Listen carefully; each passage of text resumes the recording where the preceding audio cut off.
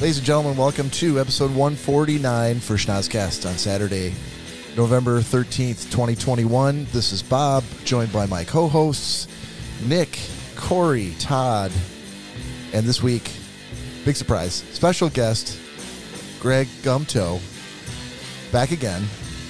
Happy as always to be here. I can see it in his face.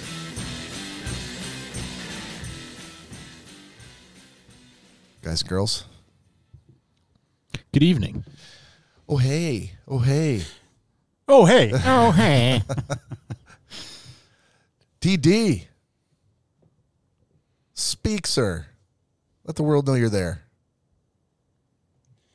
Or not.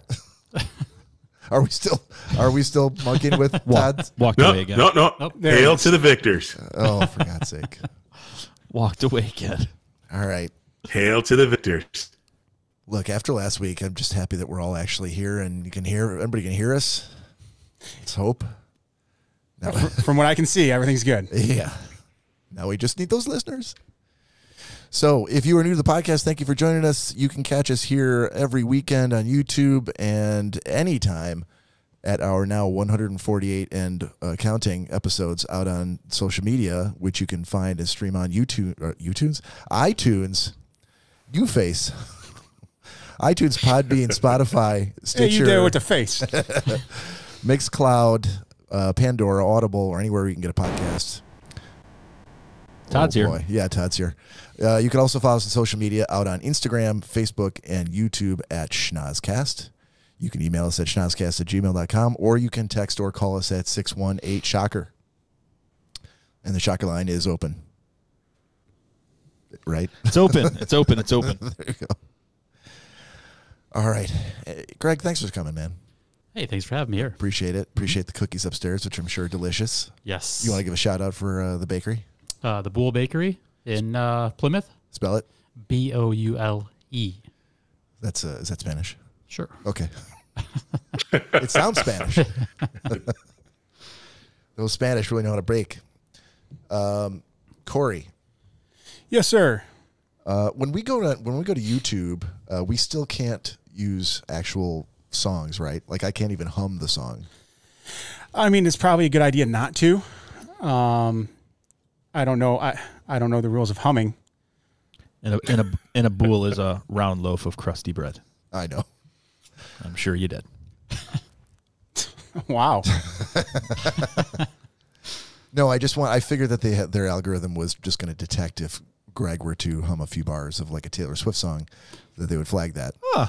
It's possible. I would love for that to happen. Want to chance it, though. I would not want to. Wouldn't want to do that to you guys. This wouldn't be fair. I'm going to sing for you. I'd love to sing for you guys. Katie said French. Yep. Oh, right. That's next Oh, right. Dumbass. That's next to Spain, right? It's so close. Spanish. Fragile. If only we had someone that took French in college. Oh, man. That would be awesome. Master. So we are happy to be back here from our voyage out to the casino last weekend. We had great fun. A failed video podcast, but we at least captured the audio. But we did have what I'm referring to, Nick, as a couple of idiots' miracles at the casino. You think so? I know so. And each of us had one. Mine was in withdrawing $200 from the ATM. Oh, yeah. And then sitting down to play Todd's favorite game, roulette, at which I did place money down on your favorite number, Todd. There you go. Which did hit. And you won hundreds of thousands of dollars? I did not. I wouldn't be here. Oh, cool. I'd be in the Caribbean. Hundreds of thousands. But so I put $100 down, got my chips, and started playing. And then Nick kept bringing drinks over because he was kind of wandering the floor playing this slot machine, that slot machine. And every once in a while, we come over with like a big double scotch for me, and I'd still be working on the double scotch he'd brought like 10 minutes previously. So I knew he wasn't winning, so anytime I won, I'm like, I need to. So the end of the night comes, and the next day I wake up and I'm like, man, I can't believe I'm like down 200. I mean, it's okay. I took the money out figuring like I'm okay with losing this. But then I looked in my wallet and I'm like, oh, there's still $100 there. So that was my idiot's miracle. Yeah, it was weird because that miracle didn't happen for quite some time because you went on for a good part of the day thinking you had lost $100. I did. Basically until we went back down to the floor again. You're like, hey, look at this. No, we were in the room, but it was still like quite a ways into the day. Yeah. Yeah, mine was, so Sober Nick looks out for Drunk Nick sometimes. And when Sober Nick was on the floor, because it's a casino, you have cash. So I also had a couple $100 bills, and one I just didn't want to crack into. And so I'm like, dude, I don't normally carry cash. I've got like a little billfold. There's a good chance that, you know, Drunk Nick's going to pull this out of his pocket 100 times, and that 100 is just going to get lost into the wind onto the casino floor. And little did I know that Sober Nick knew this was going to happen. So I folded it up and put it in between a bunch of credit cards, like inside the actual billfold instead of the clip. And later on in the night, I was mortified when I looked at my wallet and my 100 was gone. And like an idiot, I turned around with hundreds of people around me, and I'm like, I need to retrace my steps, like as if there was 100 laying on the floor at a casino. Oh, yes, sir. Is this yours? Like it would.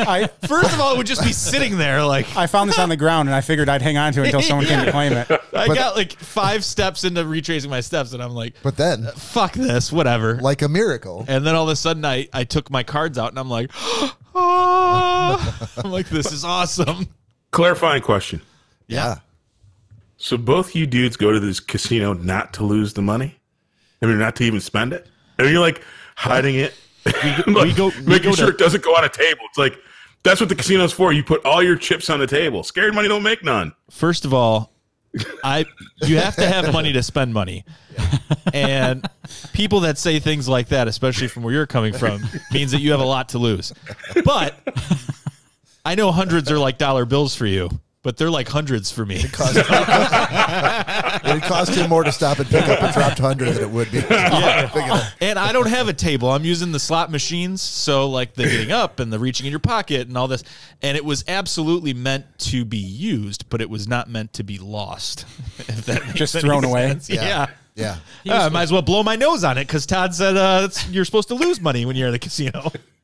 Yeah, Well, you go in there knowing you're going to lose it, but it's like you hit it so you wouldn't spend it. Dude, we're going to the casino next time you come here because I'm just going to follow behind you. Pick up your 100s. Dropping hundreds It'd be everywhere. amazing. And you won't be mad because you came to lose them. So, Yeah, you definitely did come to make money. yeah. To lose it. Yeah, right. 'Cause I think that you were up, right? Yeah, well, I mean, I had to have been with all the drinks I was buying you and the food and... No, seriously, the food and everything. I knew you were... No, seriously, I bought you a lot of shit. Jesus. No, he bought me a lot of stuff, too. I'm just kidding. All right. Thanks for that. No, he did.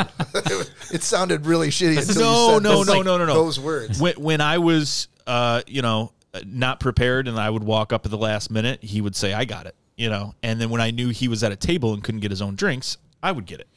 So, and I would show up and I'd be like, hey, buddy, what's going on? He's like, hey. And I'm like, that guy needs a drink. The last time I think I came up there and he still had like half of a drink left. And I'm like, here you go, buddy. He's like, what am I supposed to do with all this? I'm like, oh, I'm sorry. I'll take it. You only back. get one cup holder at the table. That is true. I had to steal a second cup holder. Yeah, but there was a point toward the end of the weekend where it was late in the evening and they were kind of closing down some of the tables to consolidate them. And we just kind of stood maybe like 10 feet away from a roulette table. And we stood there for about an hour just talking back and forth about the machinations of roulette and, casino security, the Everything you want to do in a Trying to casino. rob. We were having a blast. the pit boss watches the Yeah. pit manager watches this guy watches this all Helping all the that janitor stuff. sweep the floor. And as we were standing there, over and over again, probably every 3 or 4 minutes, there would be 32. someone else in like a suit who would just walk behind us real slow and then just keep going, and then started collectively gathering over to the side.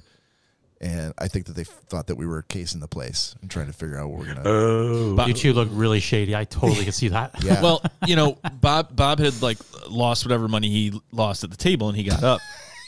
And I asked such him a kind way of putting I it. asked him a question about roulette, and he's like, he at some points he goes, he'll be, nice Bob, little abrasive, then really cool Bob, and Wow. really really cool Bob, really nice funny, Bob is just a really little really abrasive. funny Bob, and then like tired Bob, and then sometimes angry Bob. Yeah. But we weren't anywhere close to that, so he was right in the sweet spot. He was in the that teaching mode, where he's like. You could literally say anything. You want Professor Bob. you tell me about those ancient shipwrecks? wanna- boy, could I? But I also get into that mode. I get into that mode where I've told him before, like where I'm like a sponge, and I'm like, Bob's like an older brother. Like if I don't know it, Bob will know it. Let's go ask Bob. And so I get into this mode where I'm like, hey, where does roulette come from? And he's like, well, I'll tell you. Russia. So he was. It's Spanish for the roll. So he started going. French. Sorry, French for the roll. He starts going on and on and on, and we were probably there for a good 45 minutes, like literally standing watching roulette. And he's telling me about this, and we're talking about the movie Casino and everything. And it went from one suit to probably about 20.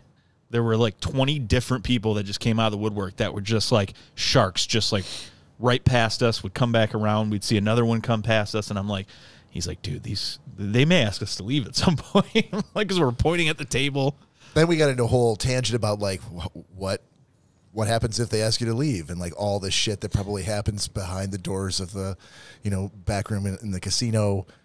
They don't involve the cops. You're sitting there in native land, and you're not gonna be seen from again.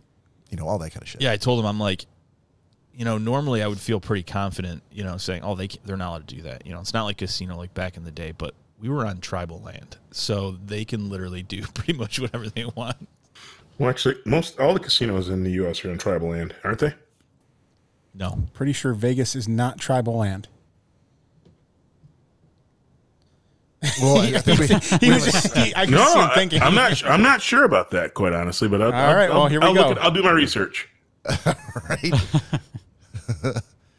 The other thing that I was so this week was Veterans Day, so happy Veterans Day to all the veterans. Yes, out there. thank you to those who served. Yeah, absolutely. Nikki has some nice artwork there from the Schnozzcast. Yeah, but you also had some other artwork for this week, which was Aha's Take on Me. Yeah. It was actually my take on Aha's Take on Me. Oh, Yeah. that sounds fantastic. And I was totally cool with it, except the third time I looked at it, Yeah. I'm like, I wonder if anybody's going to recognize who I am, because that gentleman does not. He looks like a pretty brown-haired gentleman. Well, Danielle did actually say, she's like, why is Bob so Is that young Bob's in this younger picture? brother? Well, so Bob's looking, or Cory's looking into the mirror, and the video's from like the 80s. So I had to find a picture of Bob that was in the 80s. That was not from the 80s, but damn close. A lot closer than today, that's for sure. Yeah, it was probably 89. No, I had kids. That was like... New Year's 1990. I didn't see any kids in that mirror. In fact, that might have been in the 2000s. January 1st, 1990. No. Yeah, because that was a Disney World trip with the kids. No, that was in a mirror on the video. Take you, on me. You had to cut me out from the kids being in the picture. So I don't know what you're talking about. okay. There were no Didn't see any kids. kids. Todd, I will inform you that there's only a very small, minute piece of land in Las Vegas that is tribal land, sir. It's actually the smallest sovereign nation in Vegas. So it is not all of Vegas. Got it. But it is So then- wall to wall with casinos in that. But like Todd, in Washington, like all the casinos in Washington and in Michigan are on tribal land, right? In Michigan, yes. Sure, I know that. I know in Michigan, yes. Todd, And that's Todd, why I was thinking. That it's not that everywhere. Then I guess. I'm going to give your observations about casinos a D-. There you go. Wow. I was also I'll take thinking, it. fellas. It's passing. I was going to say, I'd give him a straight F for that. Just to throw it out and see where it goes. If we were to somehow get uber famous to the point where we could have our own products, our own Schnozzcast products, what products would we sell? Ooh. Hairbrushes. Hair brushes? Yes. Go on. I think that's a great product. It's never going to, people are always going to need hairbrushes. Are they, Todd? Are they going to always need hairbrushes? When was the last time you used a hairbrush, Todd? Every day. Sorry. For your head. Something you're not telling us, buddy? For your head. Those pubes are long. Well, not anymore. I got the Schmoove My Balls 2000. Yeah. Oh, do we have a sponsor for this week? We do, but I don't have copy right now. So. Oh, we got to put that in OneNote so that you don't have to remember that. But so what if we did like Schnozzcast, like dude slides? That'd be awesome. Dude slides. What's that? Are they dude shoes? Dude shoes. Hey, dude shoes. The shoes I wear. I don't want it to be something Cory uses. Oh, thanks, buddy. But that would be the point. It'd be something that would be recognizable from somebody on the show. It would have to be something that the majority of us already like and use. Or that we want to get paid for. I mean, flip-flops? I'm not we could do anything. above that. And we get paid for anything. Yeah. But something that would be recognizable for the show. Yeah. Well, luckily that's a fairy tale land we don't have to worry about right now. Okay. Hey, we're creeping up there every week. It's like we're like 117 years away based on what I saw. That is true. If we keep this up, by the time I'm 97, that money's going to be rolling in. Grandkids will be set. Exactly. And they'll still be using hairbrushes. What will you put in my chair? Because I'll be dead by then. So will there be Cory will be gone. You'll be gone. Todd will be gone. I will not. Greg and I will just be like jumping into our big vault of gold coins. Okay. Where we unfortunately pass away because it's rock hard and you jump into it. Greg's going to be like, that's what she said. What's rock hard when you jump in? Greg's going to be like, can I have a couple gold coins? I brought more bread. I'm going to be like, dude, you don't have to bring any more bread. We're 97. Can't even chew this bread. Yeah. Just gum it. You got to soak it in water. It's actually dip it in water. All right, let's get into a little booze news, Cory. And now it's time for booze news. You want me to go first? Yeah, you can go ahead. All right. This week was the anniversary of the wreck of the Edmund Fitzgerald. 10th. Yeah, thanks. There's a song about that, isn't there? There is. But this from the Smithsonian Magazine. There were 3 other 19th century shipwrecks that were discovered in Lake Superior in the last 30 days, which I was kind of find this shit fascinating. So just to touch on a couple things. This was back in 1885. There was a schooner/barge called the Frank W. Wheeler, which was downed after a strong gale. It was one of 3 of the 19th century shipwrecks found by researchers in the month of July of this summer. The other 2 were the Drake and the Michigan. So it was apparently like a banner year for finding shipwrecks in the Great Lakes. There was a ship called the Dot that was carrying a load of iron ore, which I imagine probably doesn't help if you're trying to weather a storm. Being towed by the steamer M.M. Drake. Suddenly, the Dot, which was a smaller vessel, began to take on water and force the people on board to evacuate from the Dot to the Drake. All the crew members were rescued. And coincidentally, the Michigan was also being towed by the Drake when it met its watery demise. These 2 vessels were caught in hazardous weather on October 2nd, 1901, near Vermilion Point in Michigan, when the Michigan vessel began to sink. Captain J.W. Nicholson managed to maneuver the Drake alongside the Michigan so that the crew members could leap from one vessel to another. Within minutes of this rescue, however, a massive wave demolished the Drake's smokestack, and the crews from both ships were now in danger, but not for long. 2 nearby steel steamers managed to rescue the combined crews before both the Drake and the Michigan succumbed to that same storm in 1901. Just 1 crew member died in the unusual double sinking, and he was Harry Brown, the cook on the Michigan. They used sonar technology, which is capable of diving to depths of 1,400 feet. They were traveling over 9 miles an hour, searching along the bottom of the lake, and happened to run across these wrecks. To date, just for context, an estimated 6,000 ships have sunk in the treacherous waters of the Great Lakes, mostly in the 19th and 20th centuries. As many as 30,000 people died in these disasters. So I thought it was an interesting, given the wreck of the Edmund Fitzgerald anniversary this week. I thought you were going to talk about the Andrea Doria. Was that in the Great Lakes? Oh No. my God, it's amazing. Crashed off of the coast of Stockholm. I did not. Was that also this week? No. Makes sense. Anything else you want to? Nailed it. All right. We don't want these shots to get warm, so Any warmer than they are. Yeah. Todd, you got a shot for tonight? What are you doing? I do. Crown apple, baby.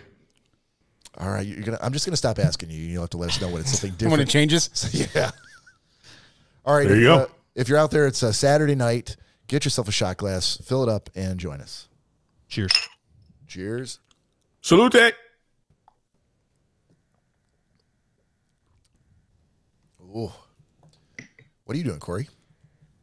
Svedka cucumber lime. Ugh. I'm going to try that after the cast. Oh, That sounds horrible. Why would you want to try that? Sounds Seriously. Cucumber, lime, what's not to like? Vodka? It's not like the Gatorade, Russian? but it's pretty good. Mixing fruit with vegetables. That's Well, what's none not of them good. sweet even. Cucumber and lime. I don't want sweet vodka. You just That's why we're not drinking. Yeah, that but salty caramel vodka. it's just a sour vodka then. I'm going to give you the taster's choice review as soon as I try it, Todd. dude. I swear to God, if we go up for the after party after the show, and you two fucking, because I know how you are, and you two have cucumber burps, I'm gonna be fucking so pissed off. Just cucumber farts. That's You all. and me, buddy. God, You and me. Cory had to pull over one time because of one of Bob's burps and throw up in the middle of the street. Yeah. That was a garlic burp. And I feel like there was still that was a shawarma burp. I feel like there's still some meat that came up with it. So he did that like 3 weeks ago too, and no one knew he went there, and he was like that, and I'm like, I walked into this wave of like if you chopped 100 heads of garlic and someone just smashed it in your face, and then I was like, oh, maybe I just don't know what I'm talking about. Maybe I missmelled something, and so I walked back, and we were down here, and he was like, and I was like, oh my God, and all of a sudden I said, what did you eat today? He's like, Bucharest. I'm like, oh, fuck. I'm like, that's what Cory Does was it every talking time. Oh, dude, it was Every time. I've literally never, ever in my life have I ever felt like I was going to throw up from smelling someone's burp. And I literally, it came up in my mouth, and I was able to force it back down in the car. Oh, that garlic Yeah, air really. I just got to say, that was disgusting. Yeah, it was. I almost threw up watching you almost throw up. It was So if literally you could never do that again, would that'd that- be would great. that it was be literally amazing. like meat actually came up out of his mouth and like landed on my dashboard. Oh, Wouldn't that be amazing? Cory's then Avenger just out of control with passenger and driver vomiting both out. You should trademark that too, by the way, missmelled. Yeah, I did missmell. You should trademark that because I'm pretty That's sure the awesome. first one. Cory, you got a booze news. I do. So you guys are aware when this pandemic started that there was a huge shortage on certain things like paper towels, toilet paper, which has all been corrected now, and that everything's kind of back to normal on that front. Mm-hmm. One thing this year on that front is not back to normal. Any guesses on what that might be? Panties. chicken wings. Close, very close. Christmas trees are in a huge shortage this year, which does not make any sense because they're just trees. You plant them, they grow. But these Oh my God. people that make a living off Christmas trees are saying due to the pandemic, there was not enough time for them to grow. That's the biggest It shrunk the horse shit year. of an excuse I've I ever feel heard. like you misread that article. I did not. I have it right here. I can send it to you. Trash. Yeah, was this just someone that wrote this on Facebook or? No, this Yeah, is from exactly. I thought this was Is news. that from The Onion? this is from Mass Live. People are relying on us for news, Cory. This is from I know. ChristmasTreesAren'tHere.com. Well, Exactly. it's all over the place. I quoted the Smithsonian Magazine when I read my booze news article. Okay. And yours is from... MassLive.com. Yeah, yeah. It's from who? Nothing. Just Google Christmas tree shortage. Every news article. Every news outlet's got it covered, I'm sure. They do. Well, hold on. I'm sure there's a shortage on Christmas trees, but I feel like this is when Joe was trying to finish that story that one time, and he just like completely forgot what the end of the article was about, and he was like, yeah. I just started ad-libbing it? The guy dusted some Cheetos, and now they're red hot. Well, I don't know. We were like, wait, well, what happened? Yeah, I know, well, it was maybe there's a stupid shortage. story. Maybe there's a shortage of trees because there was a shortage of fertilizer and other things needed to grow trees over the season. Then There is nothing mentioned about fertilizer, sir. Yeah, or perhaps it's a bullshit news outlet. Then too many the people that were planting and growing the trees like weren't tending to them, or they weren't planting them because a lot of them had COVID and they were sick and they couldn't go out there. Like something that corresponds with that, but because of COVID. Yeah, not a good excuse. I would like to know more. Yes, please. I can look into it for you, Yeah, but I would like to know more. Please do. You got it. So there you go. Christmas tree shortage this year. Corey's like, this is why I don't fucking do booze news. All right. I had some news here that I wanted to share. It's not booze news, but it's Hey, Bob. yes, sir. Did you have booze news? Do I not get to do booze news? No, go ahead. I do. All right, sorry. Todd, take it away. Yeah, that's what I'm talking about. Because I'm going to lighten the mood since we're not doing 90-second sports for a while. Okay. I have a booze news that ticks every box. Stripper called pole assassin who hooked up with the Texas Longhorns coach shortly after he left his wife and 3 children defends her emotional support monkey after it is accused of biting a child at a Halloween haunted house. I heard about this. Tell me that is not booze news worthy. So there's a stripper who goes by the name of Pole Assassin, has been strongly defending her emotional support monkey after an animal bit a child visiting the haunted house in her garden on Halloween. The performer's real name, Danielle Thomas, has been dating University of Texas football coach Jeff Banks. How horrible is it to get outed as a football coach that you're dating a stripper and you left your wife and kids?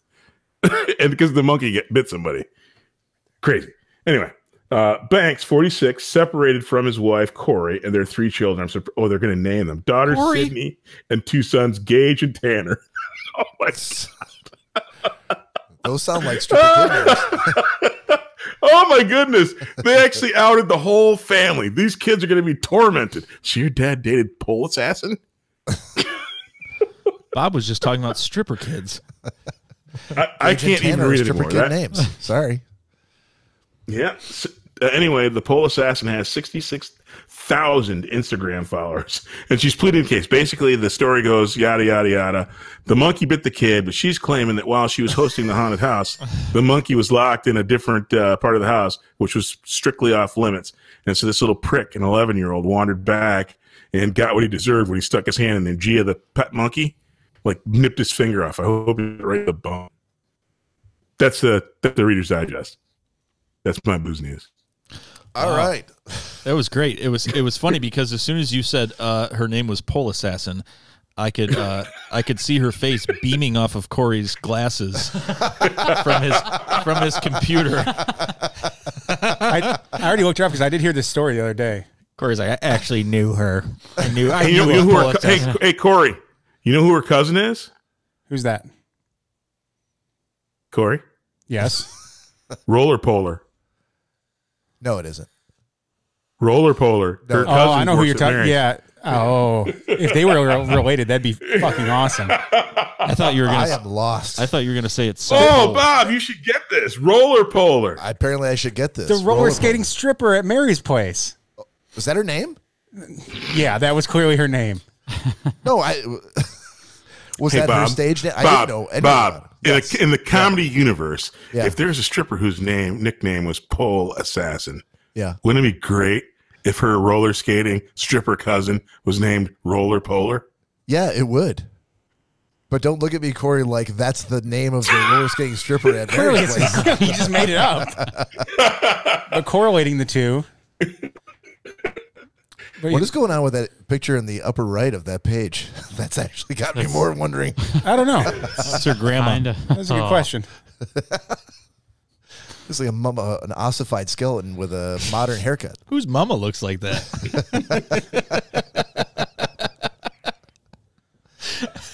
Looks like someone's mama. All right, Todd. Thank you for the Thank booze you. news, sir. Thank you. So we're going to jump in here. I've got some questions for the group, and I'm going to bring on a resident expert to help us with that. Oh, let's see if we can bring him on.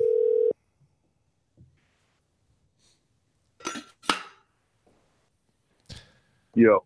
Yes. So on the line we have a doctor, Southern Illinois' resident angel expert, lapsed Lutheran, and son of a preacher man, Dr. Phil Anton. How are you, sir?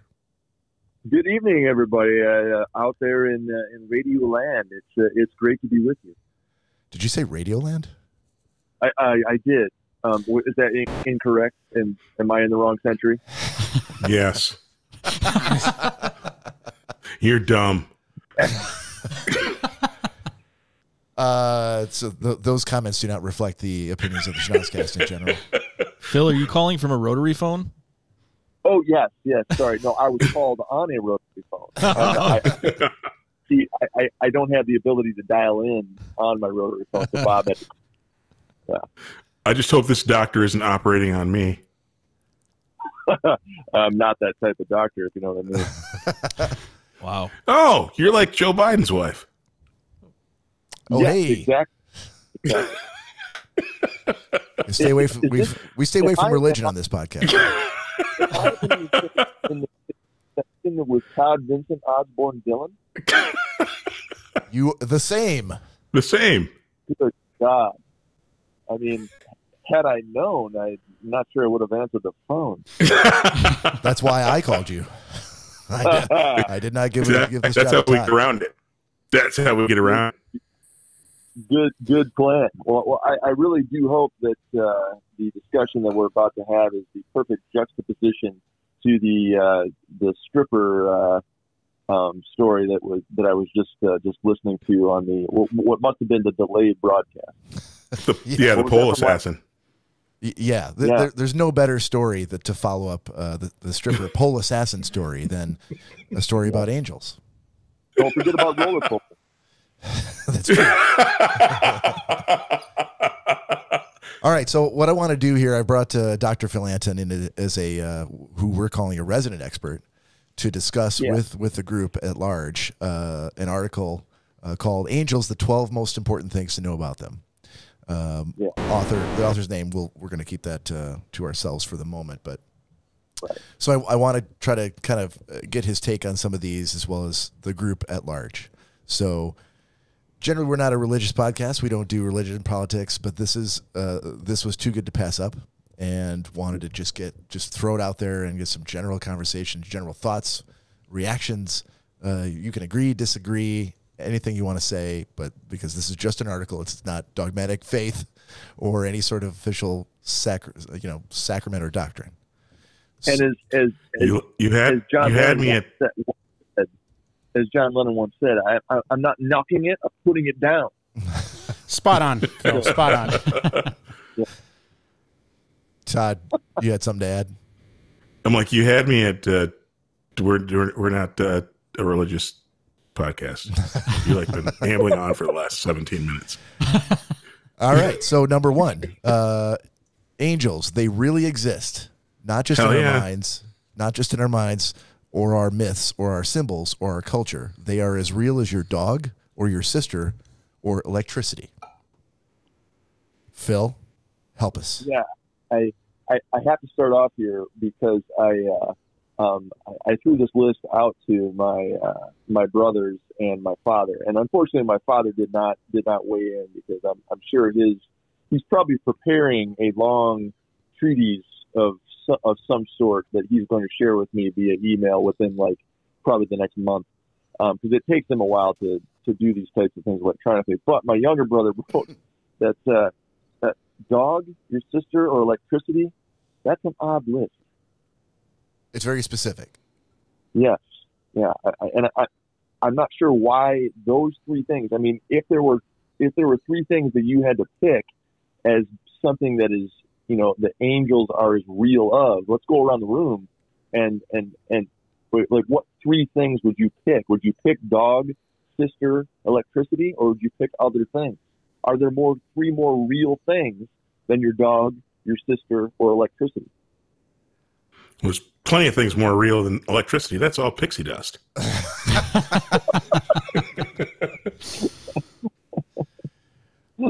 I'm going to say dude shoes, vodka, and shoes. Yeah. Well, Only because I'm looking directly across the table at Cory. All right, well, go ahead. Sorry, Phil. No, I was just going to say those three things by themselves could have been chosen. Why the author of the list decided to choose those three? Like, I mean, how long did this individual, like, did these three things come to this individual immediately, or did they did they have like a long list of like 50 things that are real that I could put on this list, and then it was dog, sister, or electricity that were the chosen three? I really that baffles me and fascinates me, really. Hey, I have a question. But what if they'd listed hemorrhoids? I mean, maybe it's just off-putting. Yeah. Well, I mean, hemorrhoids it's hard to spell, though. I might leave that out of the list. I mean, a lot of people don't like to discuss hemorrhoids outside of TV commercials. So that's where you'd be wrong, Phil. Let's talk about my hemorrhoids. Could you describe your hemorrhoids for us, sir? Perhaps we could. Cory's hemorrhoids really exist, not just in our minds or our myths or our symbols or our culture. They're as real as your dog, your sister, or exactly. Actually, if I had one, I'd nickname it the Devil's Finger. Phil, I'm going to say they're bulbous and irritated. Yeah, much like other things in this room, but very real. Very real. We could just replace the word angels with Cory's hemorrhoids in this article and continue down through numbers exact same thing. I tell you what, when we get off the call, I will talk to the author of the Bible and see if I can get named from angels to Cory's hemorrhoids. Yeah, I like it. So number 2, they are present right here, right now, right next to you, reading these words with you. No, they are not. I do not. No, we're talking about, well, I guess it could apply to angels or Cory's hemorrhoids. They are here with you right now. Them are there? That's what I want to know. How many can fit on my shoulder? Are they like, the ones in Animal House? Are they, are they? I mean, according to this picture that was pictured with the list, they're rather large individuals. I mean, how are they fitting in my space to be reading these words with me? That was very confusing and disconcerting for me. I love when Dylan chimes in. Great point, Todd. I didn't say shit. No, I know. You did. I have a whole half an hour's worth of rebuttal, but go right ahead. Go right ahead. Got nothing but time here, Todd. Yeah. Your microphone goes every now and again. Yeah, every couple minutes. Why is it always my stuff? Maybe it's your shitty internet connection and the frickin' doctor on here fucking sucking up all the bandwidth with his rotary phone. I was told by the person that handles our audio that he's singled it out to your track. Yep. I'll be there tomorrow. Already. Cory. Gosh, that helicopter. What did I have to do any of this? No, I mean, ultimately, like I said, so that presupposes that we all buy into this notion that angels are these beings that are the same size. I think angel is the side that makes you different. So, Dr. Dumbass, I will. If you're talking about what shows up in a picture book or in a movie, yeah, that doesn't make any damn sense. But come on now. So is it like a poltergeist, like in Ghostbusters? Is that what your view of the angel is there? Yeah, they're like inside you. Inside you? There you go. Possessing you now? Yes. That's how they can see. Me too. Okay, I didn't not possessing. They're like Switzerland. They're the Switzerland of your soul. I didn't know that there'd be any angel sex talk on the podcast. We have to draw a line somewhere. Yeah, the angel's inside you. We haven't even gotten down to that one yet. According to the rest of the list, Switzerland is not an apt description of the way that this individual views angels. Yeah, we're going to go ahead. Switzerland implies that they have no dog in the fight, so to speak. They're neutral, and these angels, as they are depicted in this list, are certainly not that. They are warriors fighting for you and fighting for quote unquote nations. Yeah, then I don't buy it. Can I change all my votes then? Yeah. Crazy talk. Yeah. All right, you got me back in, Doctor. All right, I think you've actually quoted the next one here, Phil. So we're going to move down to the fourth. They are the real extraterrestrials, the real supermen, the ultimate aliens. Their powers are far beyond those of all fictional creatures. I don't know why you compare them to fictional creatures.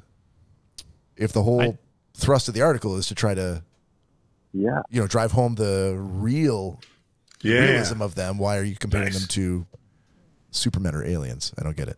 Yeah. Or like the Incredible Hulk, or the Flash, or the Thing, or Mr. Incredible. These are all fictional creatures, I believe. But except for Mr. Incredible, he's very real. Comparing something supposedly real to these fictional creatures? Is it to give it scope of some sort? That baffled me as well. Phil, is this what you get paid to do? Oh God, no. Oh, okay. He's not a doctor of astronomy.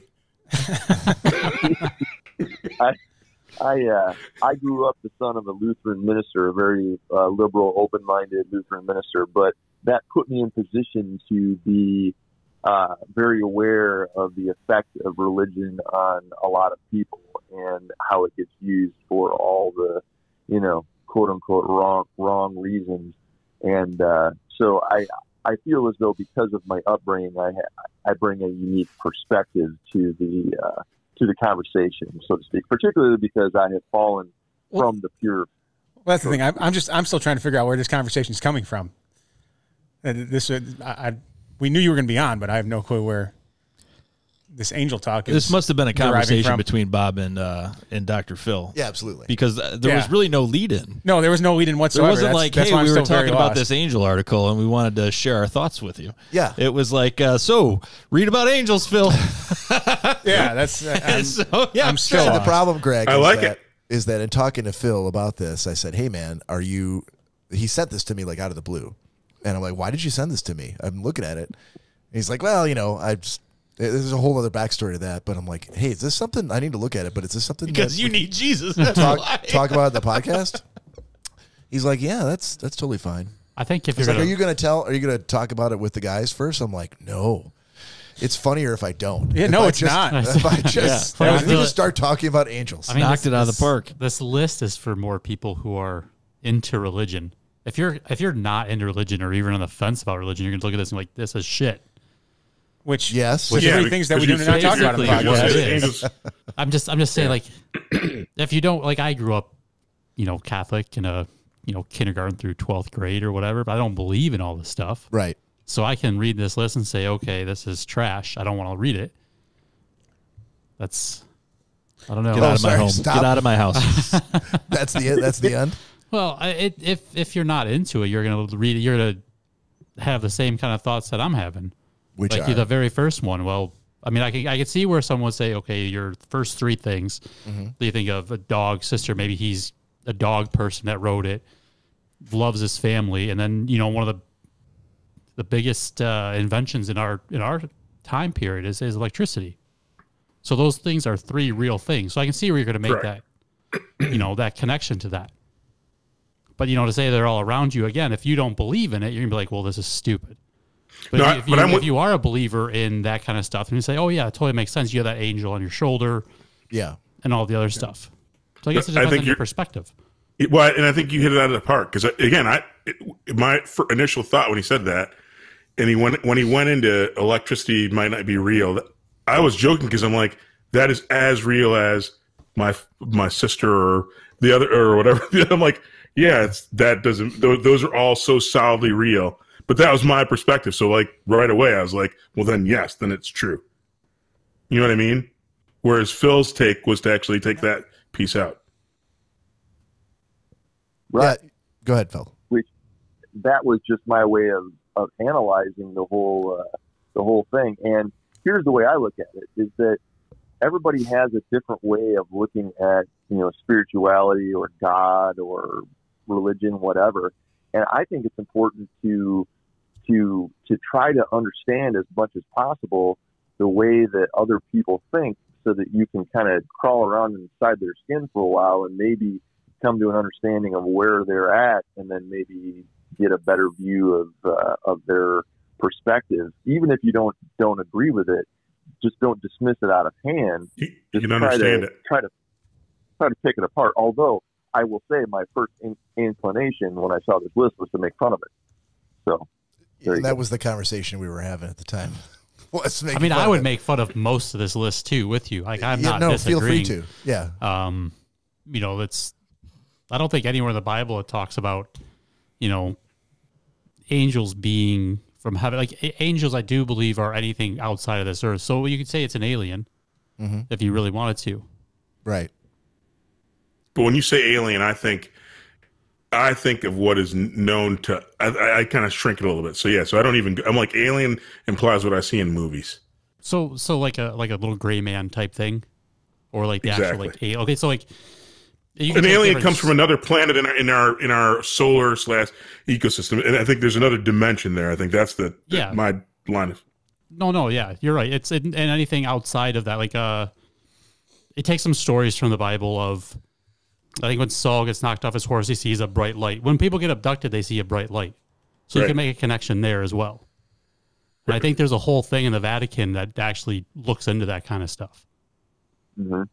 I mean, like I said, I'm more of an alien. I like, you know, to hear the things about the aliens and stuff like that. But, you know, it's connecting it with religion as well. Mm-hmm. I mean, one could do that. Why not? I mean. Sure. Yeah, and I thought that there was some relevant points given the gentleman's agreement that I gave last week for Stigmata, which was just as, you know, pertinent to religion as anything else. But maybe that one actually did go on for quite a while last weekend. Yeah, so more relevant because it was a movie you watched, but yeah. So, all right, Phil, we're gonna bring an end to that. Yeah,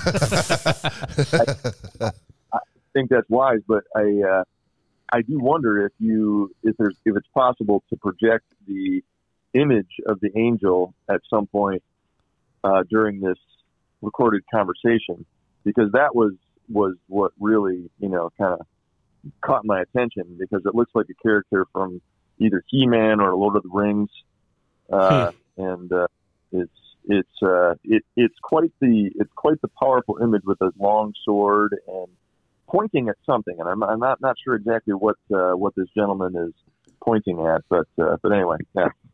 Hey, Dr. Dome. Yeah, buddy. Hey, can you send me the link to that article? Yeah, you betcha. Thank you, sir. Thank you, sir. Yep. All right, Phil. Thank you for jumping in, buddy. Sure. Yeah, that was fun. Thanks. Appreciate it. All right, we'll talk to you later, sir. See you, Phil. All right, see you. All right, and with that, we are going to take a... Yes, sir. No, we're not. We're going to... Go ahead, Todd. Who's that guy? Was that? You just referred to him as Dr. Dome. Never mind.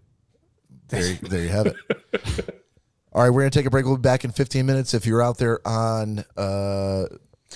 everything's going to be... We'll be right back. We'll be right back. Except for the live. If you're out on YouTube, if you're watching this in a week from now, everything's going to be right back. Okay, sounds good. And we'll get back to the second half of episode 149 for Schnozzcast. Thanks for sticking with us. Amen. Amen. Let's not do that. Jesus Christ. Yes. Don't call him unless you need him, buddy. Todd, you out there? Oh, hang on, he's muted. Oh, sorry, Todd. There you go. You're on, buddy. Word. Todd, we're probably, in the opinion of most, a wise choice starting with a shot here. So grab your crown apple. Just remember they're watching. Ooh. Got it. Cheers. Cheers. Sweet. Choo-pee-choo.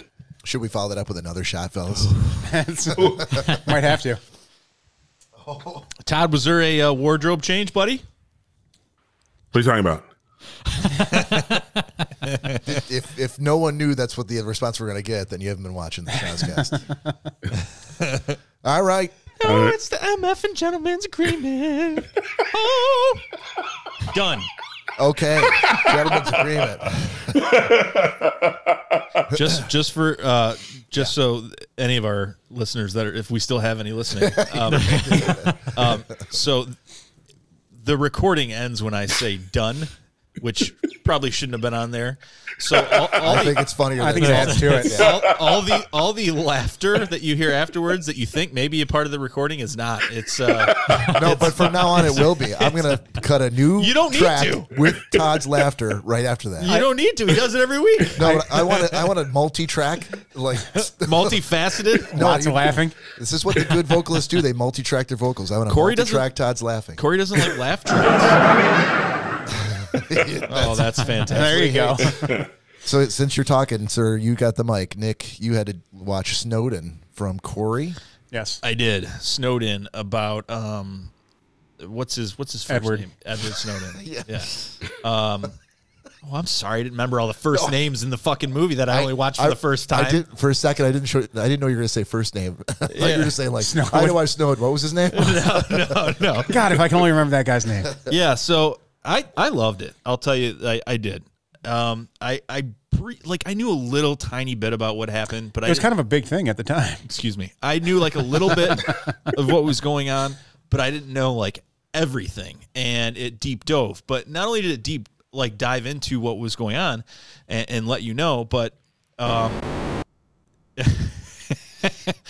it was very well done, and a lot of big actors that even I could recognize, which was a big thumbs up. I'm sure there was probably 3 times as many if Bob was, sitting next to me in my ear.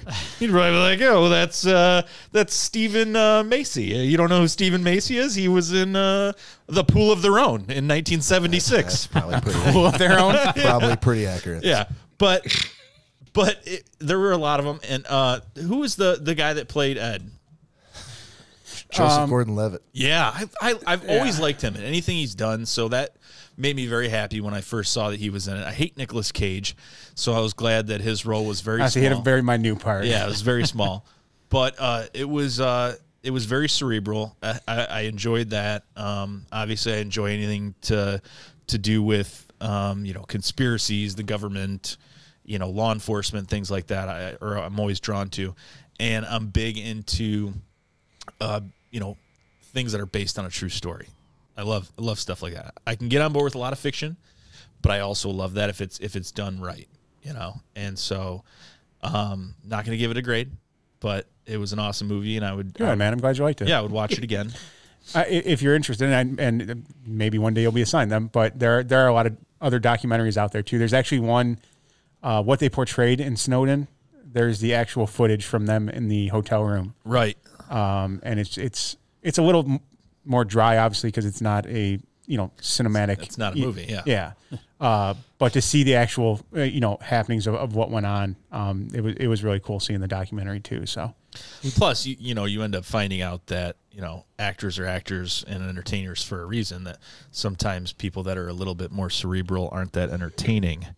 But yeah, it was awesome. Good, man. I'm glad you liked it. Awesome, sir. Cory. I had Titans from Todd. Okay. So, I got to, I think, episode 5. Hold on. Do you say Titans or do you say Titans? Titans? The Titans. Titans. You're hard T on both of those T's. Okay. How else would it be said? Exactly. I was just wondering. Hold on. So if you were to say Clash of the Titans? Okay. Yeah. Okay. Gotcha. I call them Titians. We don't talk about Titians on this podcast. I think you keep flashing back to that fucking stripper pole documentary you're watching. Roller polar. Clash of the Titans. Yes. Titans. Clash of the Titans. There was a big clashing of the Titans at that place that night. So much clashing. Now it comes full circle. I think I got to episode 5. Ooh. Which was a little further than I probably normally would have gone if I just picked up on my own. Great series. I see the appeal to it. Justice League, Everything's kind of redefined and reimagined. I know for some there's two different camps. There's the camp of, well, we like everything as is from the old days and don't touch it, don't mess with it, just keep making movies or series in that same way. And then there's the people that obviously like the kind of stuff like the Titans, that where it's rebranded. It's a new take on it. Obviously like the swearing, the violence, all that, like that was not, from as far as I know, like part of the original Justice League. But it's real.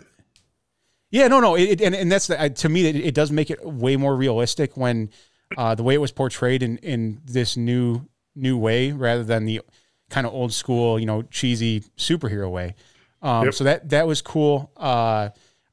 Action packed. Great, everything was shot great. Great effects, great CGI. But just for me, I think the reason why I stopped on episode 5 was it's just not my cup of tea. It was great to watch, but it's not something that hooked me into the point where I'm like, yeah, dude, I need to keep watching this. How you said you watched 5 episodes? Yeah. And how long were the episodes? 30 minutes, I believe. I thought they were an hour, but were they an hour? I think they were. Then maybe I lost track of time. There you go. I was gonna add, yeah, but again, it caught my ear because you seem to have a predilection toward watching way more than you need to of your assignment. Well, and I'm always curious as to why. Well, like for this one, for me, it was like, okay, I do want to see like what continues and what goes on. So they had me hooked in that aspect. But just the sci-fi, tell me, Bad Robin wasn't. The new Robin wasn't. He was hilarious, so. and he definitely makes a lot of great scenes and a lot of great lines in the series. So he was probably my second favorite character. Todd, thank God for Minka Kelly being in that. Oh, Jesus Christ! I think you could say that in general, dude. I said the very first scene. Back to the Angels. Oh, the very first scene when she was on and they walked into the room to talk to Robin. I was like, I need to find out who this is. So, well, hey, I still feel I'm excited because I knew this wasn't down your normal things that you would watch, and so as I said, if you listen to the last cast, I said this is me stepping out on the ledge. I knew it was kind of experimental for you, and I say it went well. Not my cup of tea, and you you already knew that. Yep. So, yeah. So I mean, for fans of that genre, I mean, go out and watch it. And that's why I don't want to say too much about what occurred in it because I know it's very new, and there's going to be a lot of people that are out there that still do want to watch it. So yeah, if you're into that, like definitely check it out because you'll be floored. Like I said, everything with effects and the CGI and just how it's written, even and the storyline that's either counter or with an edge. Oh yeah. So no, dude, it was a good pick. So yeah, and anyone that loves that genre, check it out. The Titans, or not the Titans, just Titans. Yep. All right, Greg. Nick gave me Bury My Heart at Wounded Knee. Basically about the Suez Indians. Couple different ones, a couple different stories, kind of follows along. As Cory said, this isn't something that I would normally watch. So I don't want to say I didn't care for it, but I couldn't get into it. I mean, I watched the whole thing. I could not get into it. I mean, that time period doesn't interest me. I don't want to say it was a gigantic.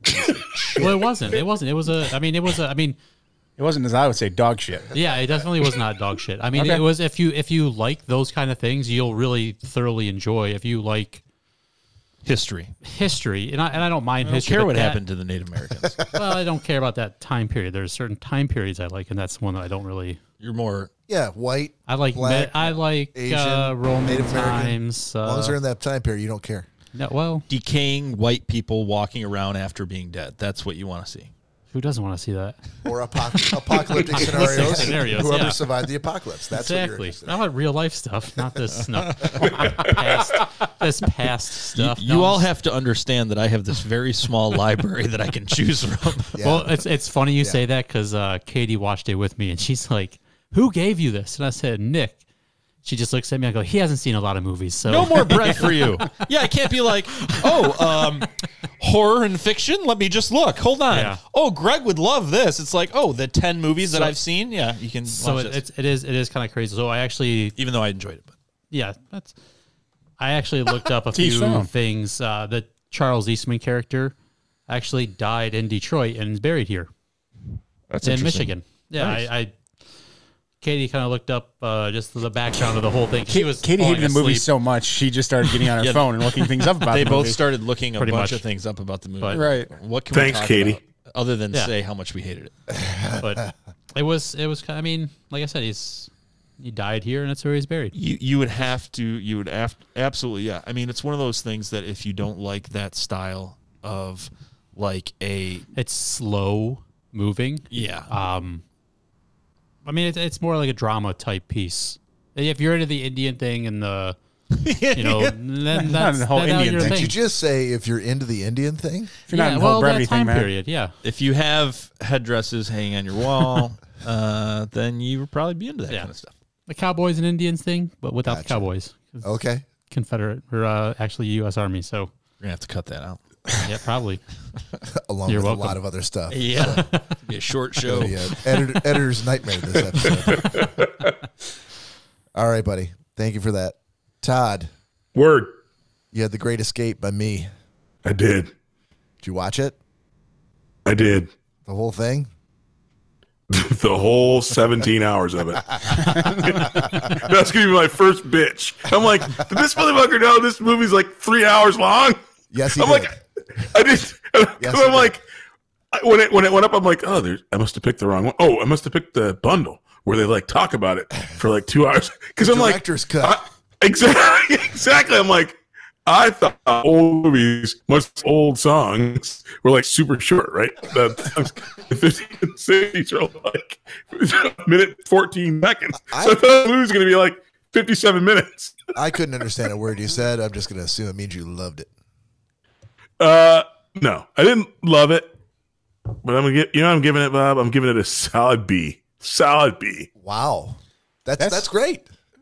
A grade one from Todd at that level after the review that was just given. It's like an A++ for anybody else. Your average review is a C-. That's pretty crazy. No, it's a solid B.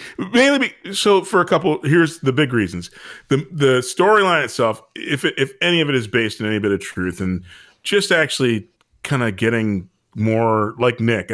I love the patriotism and the fact that when you're captured, your mission is to try to escape. You're not supposed to just sit there and wait for the war to end. You need to survive, evade, and escape. And the fact that again, so let me give the 30-second, 30-minute summary. Though it's a story that is based on loose facts about an escape from a German prisoner of war camp where they had set up. It was kind of the first of its kind. It was brand new with a different technique because they were having a lot of issues fighting the war when all the U.S. and British servicemen were trying to escape. They were spending a lot of their troops that could fight in the war on actually capturing or trying to contain prisoners. And so really that was a thing that the U.S. and British, Australian and other armies did on to kind of defeat the Nazis. So I think solid history, very, very long. And I watched the whole thing, and when it ended, I was mad. So even at 3 hours, I'm like, I needed another 4 minutes. It was long, or were you mad because of? Because I needed another 4 minutes just to see how everything shook out. Okay. All right. So your thoughts on Steve McQueen? Actually, Steve McQueen didn't steal it for me because he was a freaking handsome idiot. But James Garner garnered my attention. Yeah? Yeah. Rockford? Yes, sir. The star. All right. To me, he absolutely was. I'm just glad I got a B out of that. because that's a huge grade for me. Watch this movie. It's an old movie. I was mad at Bob at first, and and literally about a half hour in, I was like, I think I'm still pissed, but I think it's going to get a solid D. And then at two hours and 47 minutes, I'm like, this motherfucker's still going on.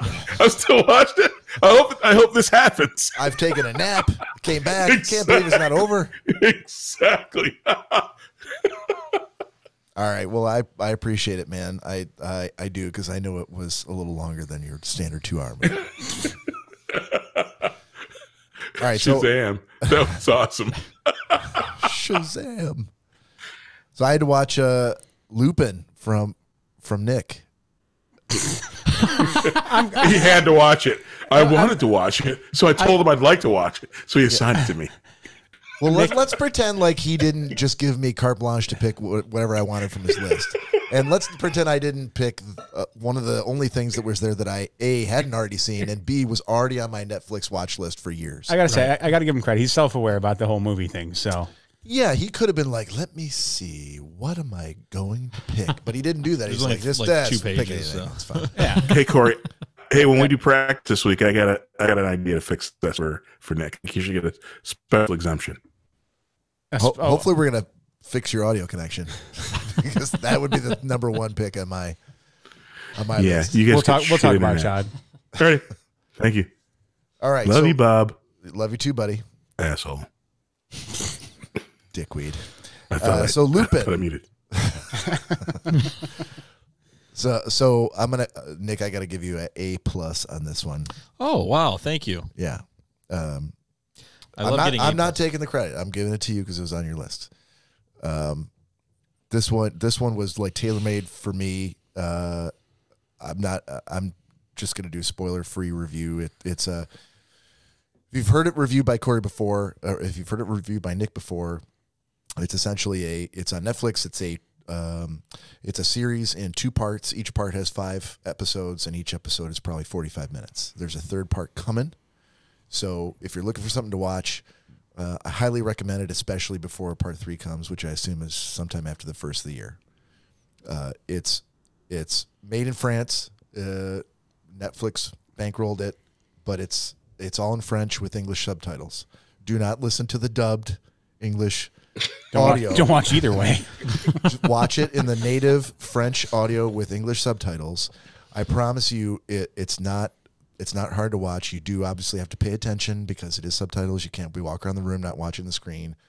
But it was unless you speak the Francais. Unless you speak the Francais.